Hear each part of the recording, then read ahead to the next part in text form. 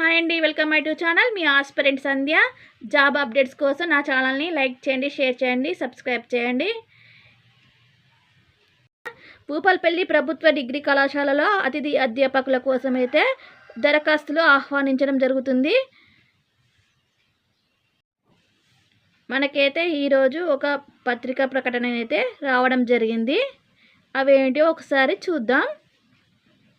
భూపాలపల్లి ప్రభుత్వ డిగ్రీ కళాశాలలో ఖాళీగా ఉన్న అధ్యాపకుల పోస్టుల భర్తీ కోసం దరఖాస్తులు ఆహ్వానిస్తున్నట్లుగా డిగ్రీ కళాశాల ప్రిన్సిపల్ డాక్టర్ ఏ రమణారావు తెలిపారు.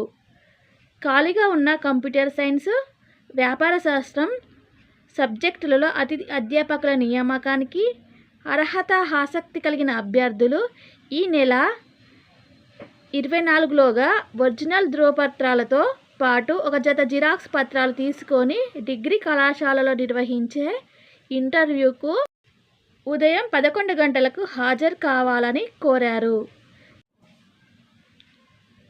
సంబంధిత సబ్జెక్టులలో 50%, అదేవిధంగా ఎస్సీ ఎస్టీ వర్గాలకు 50% మార్కులతో పీజీ పూర్తి చేసిన అభ్యర్థులు అర్హులు. అదేవిధంగా ఎన్ఈటీ, ఎస్ఈటీ, ఎస్ఏఎల్, ఈటీ, పిహెచ్డి అర్హత కలిగిన వారికి ప్రాధాన్యం ఉంటుందన్నారు.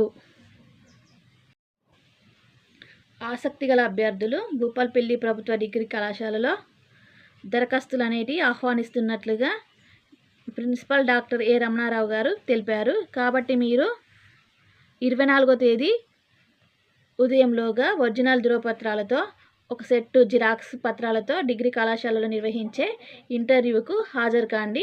సమయం వచ్చేసి 11 గంటలకి హాజరు కావాలని ఈ పేపర్లో మాత్రం ప్రకటన అనేది ఇవ్వడం జరిగింది.